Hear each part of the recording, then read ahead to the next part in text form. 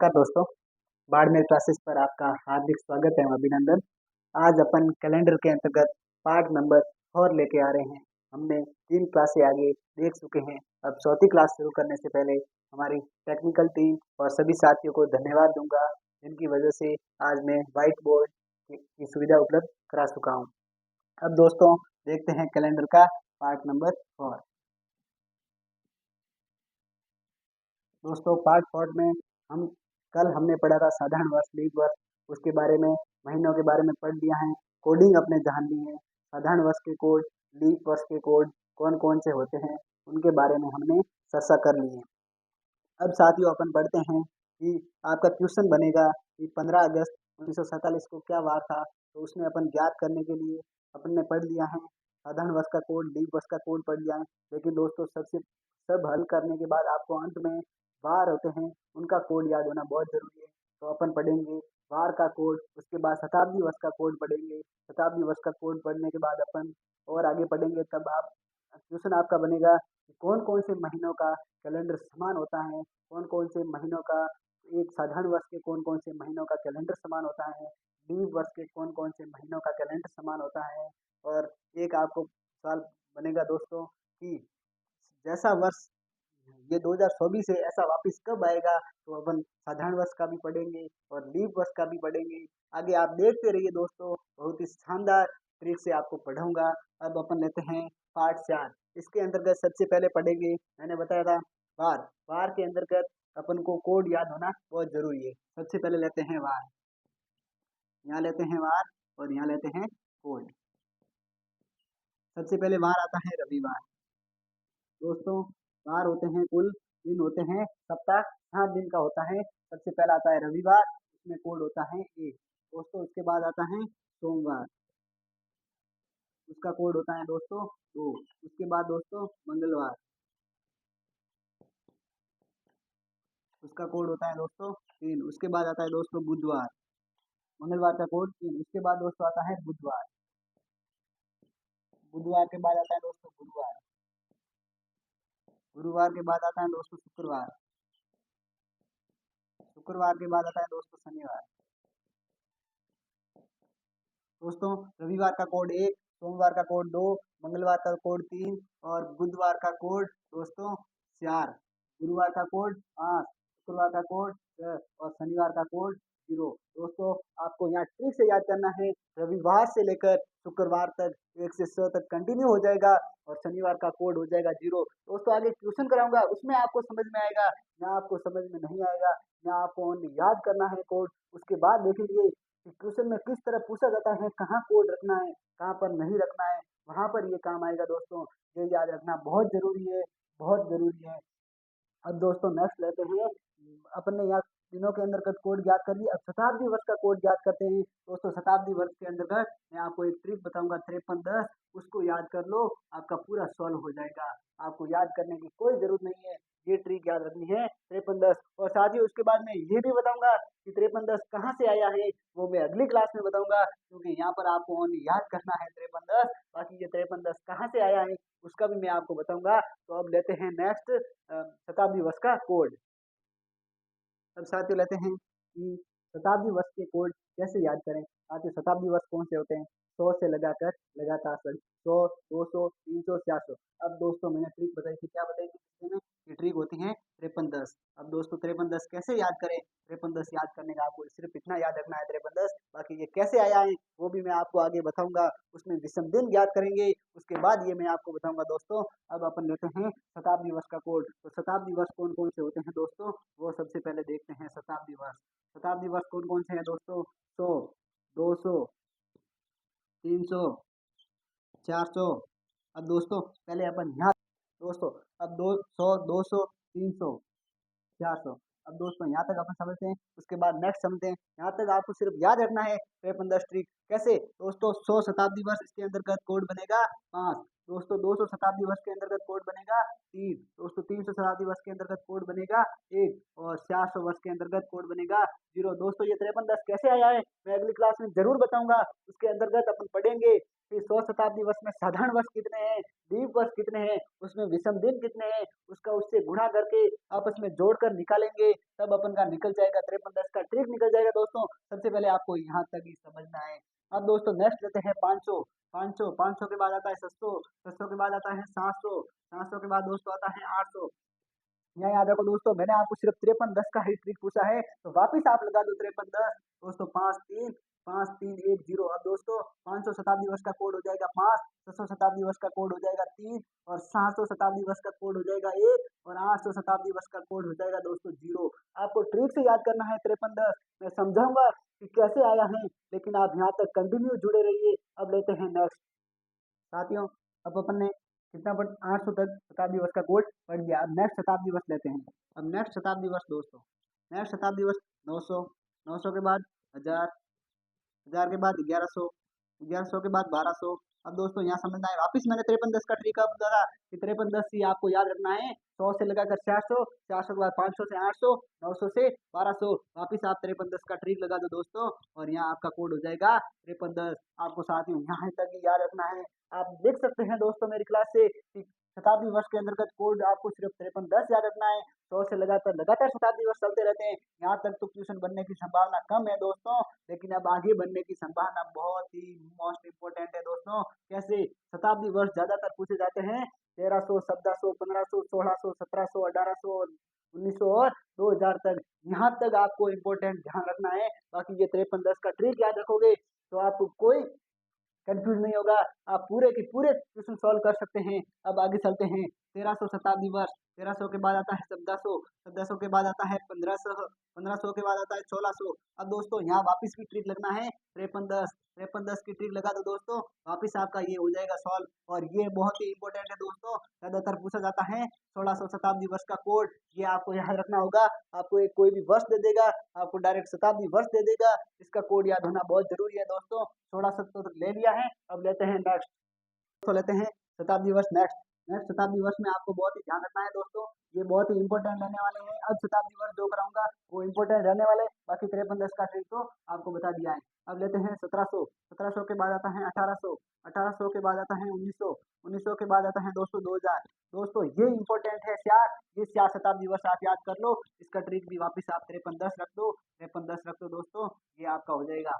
ये दोस्तों हो जाएगा 1700 का, ये 1800 का, ये 1900 का और ये 2000 का 0 हो जाएगा। दोस्तों मैंने आपको बता दिया है शताब्दी वर्ष के कोड व्यवहार होते हैं, सप्ताह सप्ताह के कोड बता दिए हैं, शताब्दी वर्ष के कोड बता दिए हैं। इसी प्रकार अब देखते रहिए, ये कोड याद कर दिया, शताब्दी वर्ष का कोड याद कर दिया आपको, और आपने दिनों के अंदर दिनों के जो साधारण वर्ष है, लीप वर्ष है, उनके कोड याद कर दिए हैं। अब दोस्तों बहुत ही सरल आपको क्वेश्चन देने वाला हूँ। अब अपन लेते हैं चलते हैं क्वेश्चन टाइप की ओर। अब अपन क्वेश्चन को जितना समझेंगे उतना ही अपने लिए बेहतर होगा। अब मोस्ट इंपोर्टेंट आने वाले हैं आगे क्वेश्चन। अब क्वेश्चन पर निर्भर करता है कि एग्जाम में BSTC 2025 के लिए कैसे क्वेश्चन आते हैं, किस प्रकार के क्वेश्चन पूछे जाते हैं। उसी प्रकार ये सब कोडों और कोडिंग और डिकोडिंग पर और ये कैलेंडर के पार्ट कोड पर ही निर्भर है। अगर ये कोड याद कर दिए दिनों के और साधारण वर्ष लीप वर्ष के, तो आपके कैलेंडर का सॉल्व हो जाएगा क्वेश्चन। हर एक क्वेश्चन बहुत ही अच्छे तरीके से करवाऊंगा, आप लगातार क्लास को देखते रहिए। अब साथियों अपन चलते हैं क्वेश्चन की ओर। अपन ने यहाँ पर पार्ट 4 पढ़े हैं, पार्ट 4 के अंदर थ्योरी पढ़ी, ओनली थ्योरी पढ़ी है। बाकी अब मेहनत जो तैयार हो रहा है आपका यहाँ तैयार होगा कि आपने क्या पढ़ा है क्या नहीं पढ़ा है। दोस्तों इस टाइप के क्वेश्चन आपको एग्जाम में देखने को मिलेंगे। एग्जाम में क्वेश्चन पूछेगा 8 अगस्त 2005 को कौन सा वार था। अब दोस्तों आप कैसे ज्ञात करोगे, मैं इसका प्रारूप बताऊंगा। पहले तो दोस्तों मैं आपको जल्दबाजी नहीं करवा रहा हूँ, आपको बहुत सारे यूट्यूबर डायरेक्ट करवा देंगे, लेकिन मैं आपको प्रारूप बताऊंगा कि पहले प्रारूप में किस प्रकार अपन हल करेंगे, उसके बाद मैं आपको इस क्वेश्चन का आंसर बताऊंगा। पहले दोस्तों कतई नहीं बताऊंगा। अब प्रारूप समझते हैं। प्रारूप किसी भी प्रकार का ऐसा क्वेश्चन आ जाए आपको निश्चिंत रहना है, कोई टेंशन नहीं लेनी है। आपको मैं प्रारूप समझा रहा हूँ। प्रारूप में सबसे पहले क्या करेंगे, अगर ऐसा क्वेश्चन आ जाए तो सबसे पहले लेते हैं दिनांक। दिनांक ले ली। अब दोस्तों मैं सिर्फ प्रारूप बता रहा हूँ, क्वेश्चन का आपको आंसर बाद में बताऊंगा। दिनांक लेने के बाद लेते हैं महीने का कोड, महीने का कोड, महीने का कोड। अब दोस्तों आप यहाँ कंफ्यूज हो जाओगे। मैंने दोस्तों पिछली क्लास में बताया था, सबसे पहले अपन को ध्यान रखना है कि जो वर्ष दिया हुआ है, क्या वह वर्ष साधारण वर्ष है या लीप वर्ष है। दोस्तों दिनांक तो आप लगा दोगे, दिनांक के बाद महीने का कोड आएगा, तब आप कंफ्यूज हो जाओगे कि कौन सा लगाए। तो सबसे पहले देखेंगे वर्ष, कौन सा, ये जो वर्ष दिया हुआ है ये लीप वर्ष है या साधारण वर्ष है। तो दोस्तों 2005 एक साधारण वर्ष है, तो साधारण वर्ष है दोस्तों। तो यहाँ आपको महीने का कोड भी साधारण वर्ष वाले कोड याद रखने हैं। दोस्तों मैंने बताया था पिछली क्लास में कि साधारण वर्ष के कोड और लीप वर्ष के कोड याद करो। अगर आपने साधारण वर्ष के याद कर लिए हैं तो लीप वर्ष में कोई दिक्कत नहीं होगी। पहले 2 जनवरी और फरवरी का एक एक माइनस कर दो, बाकी वाला सेम रहेगा। अब दोस्तों यहाँ महीने का कोड लगेगा जो कि साधारण वर्ष का लगेगा। क्यों? क्योंकि 2005 एक साधारण वर्ष है। आपने दिनांक लगा दी, कोड लगा दिया। अब नेक्स्ट प्रारूप में आता है शताब्दी वर्ष का कोड, शताब्दी वर्ष का कोड, शताब्दी वर्ष का कोड। अब दोस्तों यहाँ रहेगा आपका कंफ्यूजन, शताब्दी वर्ष का कोड कैसे ज्ञात करें। तो दोस्तों 2005 ये एक वर्ष है, लेकिन 2000 क्या है, 2000 एक शताब्दी वर्ष है। दोस्तों मैंने यह भी जस्ट बताया है कि शताब्दी वर्ष का कोड क्या है, 2000 का कोड का 0। तो यहाँ आ जाएगा शताब्दी वर्ष का कोड 0। यहाँ आपने समझ लिया, दिनांक लगा दी, महीने का कोड लगा दिया, शताब्दी वर्ष का कोड लगा दिया। अब दोस्तों समझते हैं क्या आगे क्या होगा। हमने लगा दिया दिनांक, महीने का कोड, शताब्दी वर्ष का कोड, शताब्दी वर्ष के अब नेक्स्ट प्रारूप क्या रहेगा, शताब्दी वर्ष के पिछले 2 अंक, शताब्दी वर्ष, शताब्दी वर्ष के पिछले 2 अंक, पिछले 2 अंक। दोस्तों प्रारूप आपका ऐसे क्वेश्चन में ओनली प्रारूप आपके 5 टॉपिक रहेंगे। पहला दिनांक आ गया, दूसरा महीने का कोड आ गया, तीसरा शताब्दी वर्ष का कोड आ गया, चौथा आ गया दोस्तों शताब्दी वर्ष के पिछले 2 अंक, पिछले 2 अंक, पिछले 2 अंक कौन से, शताब्दी वर्ष 2005 है, इसके पिछले 2 अंक हो जाएगा 05। तो दोस्तों शताब्दी वर्ष के पिछले 2 अंक भी अपन ने ज्ञात कर लिए हैं क्वेश्चन के अंदर देखकर। अब 5वां टॉपिक दोस्तों इंपॉर्टेंट रहने वाला है, शताब्दी वर्ष के पिछले 2 अंकों में 4 का पूरा पूरा भाग। दोस्तों पहले लिखिए उसके बाद समझाता हूँ। शताब्दी वर्ष के पिछले 2 अंकों में, शताब्दी वर्ष के पिछले 2 अंकों में 4 का पूरा पूरा भाग। अब दोस्तों शताब्दी वर्ष का पिछला 2 अंक 05 है, जिसमें 4 का पूरा पूरा भाग। दोस्तों शेष कितने बच रहे हैं उस पर डिपेंड नहीं करता है, 4 का भाग पूरा पूरा कितनी बार जाता है, पिछले 2 अंक है 05 और 05 के अंतर्गत 4 का भाग दोस्तों एक बार जाता है। तो जितनी बार जा रहा है वो आपको यहाँ डिवाइडेड करना है। दोस्तों आपने समझ लिया होगा, ये प्रारूप रहेगा। सबसे पहले लिखनी है दिनांक, दिनांक लिखने के बाद लिखना है महीने का कोड। महीने का कोड कैसे लिखेंगे, आपको पता करना है कि जो क्वेश्चन के अंतर्गत वर्ष दिया गया है क्या वह साधारण वर्ष है, क्या वह लीप वर्ष है। अगर साधारण वर्ष है तो साधारण वर्ष का कोड डालिए, अगर लीप वर्ष है तो लीप वर्ष का कोड डालिए। उसके बाद लिखते हैं शताब्दी वर्ष का कोड। मैंने आपको 5310 की ट्रिक बताई थी, उसके अनुसार चलिए क्या कह रहा है क्वेश्चन, शताब्दी वर्ष कौन सा है उसका कोड डालिए। उसके बाद शताब्दी वर्ष के जो पिछले 2 अंक है उसको आप लिखिए, पिछले 2 अंक यहाँ 05 है तो 05 लिखेंगे। और लास्ट वाला टॉपिक याद रखना है कि शताब्दी वर्ष के पिछले 2 अंकों में 4 का पूरा पूरा भाग कितनी बार जा रहा है, शेष कितना बचता है उसको आपको नहीं देखना है, 4 का पूरा पूरा भाग जितनी बार जा रहा है वो आपको यहाँ लिखना है। अब दोस्तों इस क्वेश्चन को इसी प्रारूप के माध्यम से अपन सॉल्व करते हैं।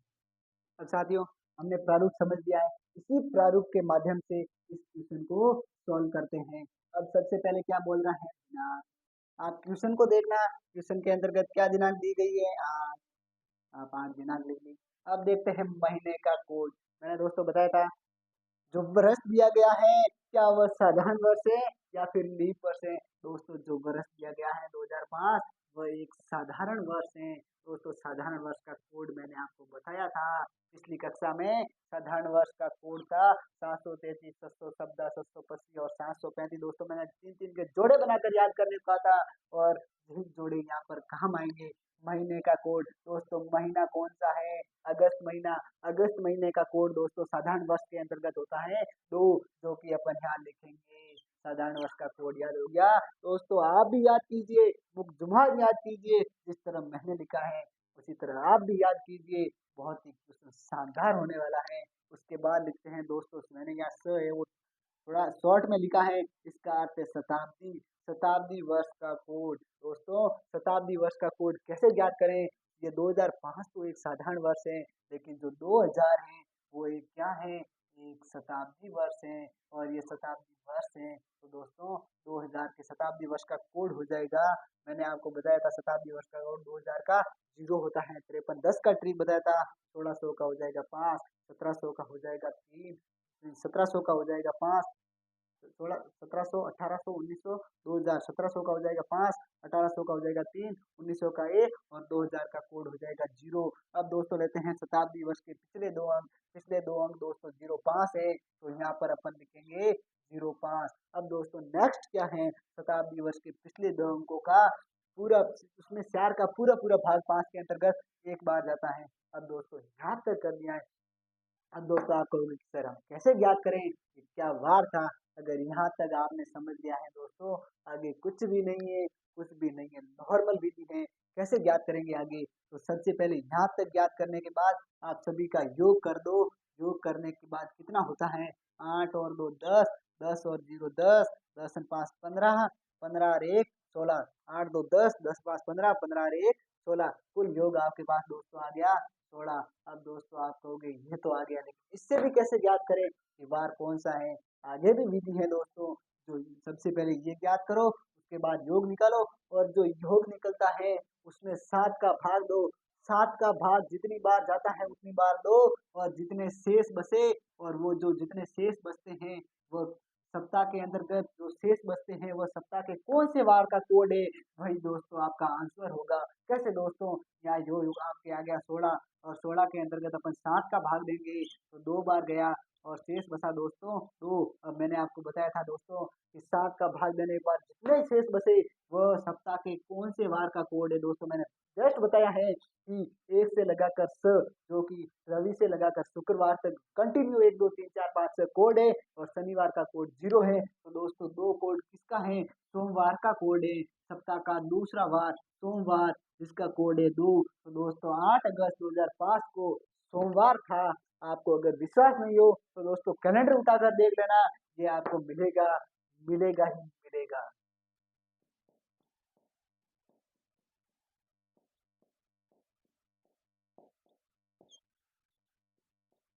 दोस्तों क्वेश्चन एक अपन ने कर लिया है। अपन आ चुके हैं क्वेश्चन टाइप पर। अपन ने 3 पार्ट में पढ़ लिए थी विधियाँ वगैरह, अब उसके अकॉर्डिंग प्रारूप बता दिया है। अब दोस्तों इसका आप मुझे आंसर दो, तब तक 2 मिनट के लिए या 1 सेकंड के लिए आप सोचिए सब कि इसका आंसर क्या हो सकता है। मैं दो सिर्फ 1 सेकंड रुकना चाहता हूँ, उसके बाद मैं यहाँ प्रारूप लिखता हूँ। तब तक आप मुझे कमेंट बॉक्स में इसका आंसर जरूर बताना, किस किसने मन से मिलाया है। मैं उसके बाद आपको बताऊंगा कि इसका भी कौन सा वहाँ था। लेकिन दोस्तों अगर आपको BSTC 2025 फाइट करनी है तो आपको सबसे पहले आपको पढ़ना होगा उसके जो मतलब दिनों के अंतर्गत, जो भी वर्षों के अंतर्गत शताब्दी वर्ष है, जो भी सप्ताह का वार है, सबके कोड याद करना होगा, प्रारूप याद करना होगा, तभी आप इस प्रकार के क्वेश्चन सॉल्व कर पाओगे। बाकी पढ़ाने वाले भी बहुत हैं, आपको बहुत सारे यूट्यूबर मिलेंगे, लेकिन अगर मेरी विधि पसंद आए तो ज़रूर कमेंट में आप बताना, ज़रूर मेरे वीडियो को शेयर करना। अब दोस्तों आगे लिखते हैं। इसका मैं तब तक प्रारूप बनाता हूँ, तब तक आप अपनी ईमानदारी से इसका आंसर निकाल कर मुझे कमेंट बॉक्स में ज़रूर बताना। मैं यहाँ प्रारूप बनाता हूँ। सबसे पहले लिखेंगे अपन दिनांक। दिनांक के बाद लिखेंगे महीने का कोड। महीने के कोड के बाद लिखेंगे अपन शताब्दी वर्ष का कोड। उसके बाद लिखेंगे शताब्दी वर्ष के पिछले दो अंक।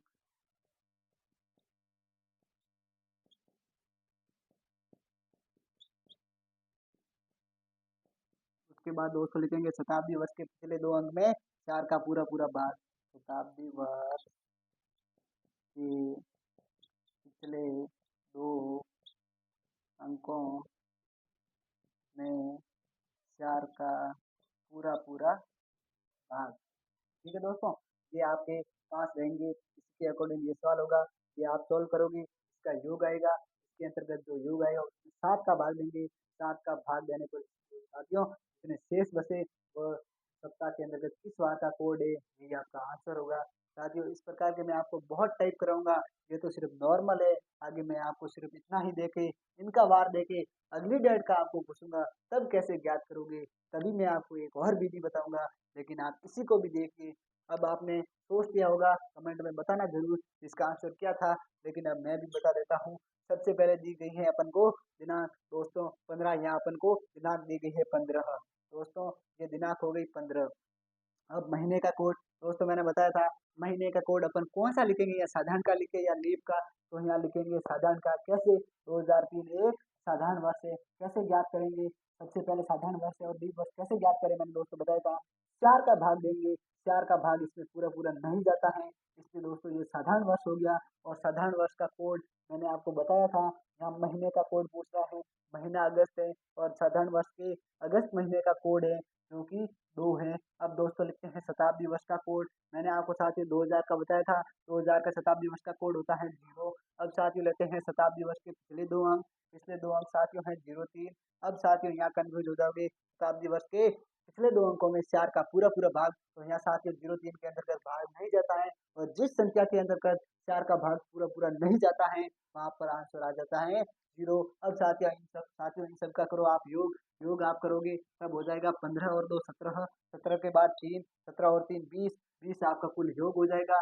अब दोस्तों आपका अगर 20 योग हो गया है, मैंने बताया था जो योग है उसके अंतर्गत अपन देंगे 7 का भाग, 7 का भाग देने पर शेष आपके बचे साथियों स, और मैंने आपको बताया था स है वो सप्ताह का कौन सा वार का कोड है, तो सप्ताह के शुक्रवार का कोड है जो कि स है। बाकी आपको मैंने बताया था कंटिन्यू रवि से लेकर शुक्र तक 1 से 6 तक हो जाएगा, और शनिवार का कोड 0 हो गया। तो साथियों आपको समझ में आ गया होगा इस टाइप के क्वेश्चन कैसे सॉल्व करें। सबसे पहले प्रारूप याद करो, आप समझो कि किस वर्ष का हमें महीने का कोड पूछ रहा है, कौन सा वर्ष साधारण है, लीप है, किस महीने का कहाँ कोड रखें, शताब्दी वर्ष का क्या कोड है, पिछले 2 अंक क्या है, पिछले 2 अंकों में 4 का भाग पूरा पूरा जा रहा है नहीं जा रहा है, नहीं जा रहा है तो वहाँ 0 होगा। उसके बाद योग करो, योग में 7 का भाग दो, जितनी बार जा रहा है उतनी बार दो, जितने जितने शेष बचे, और शेष जो है वो किस वार का कोड है, सप्ताह का कौन से वार का कोड है, वही हमारा आंसर होगा। साथियों यहाँ तक अगर आपको कोई कंफ्यूज हो तो मुझे जरूर कमेंट बॉक्स में बताइए। साथियों मैं विश्वास दिलाता हूँ एग्जाम तक इतनी मेहनत करवाऊंगा,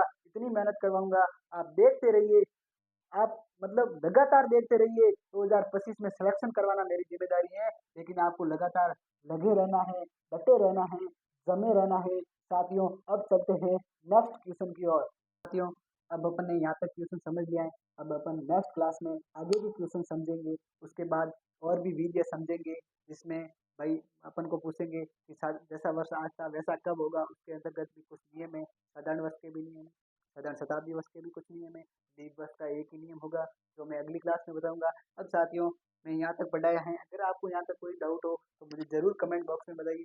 साथियों मैं मेरी पूरी कोशिश करता हूँ कि आपको कहीं कमी ना हो।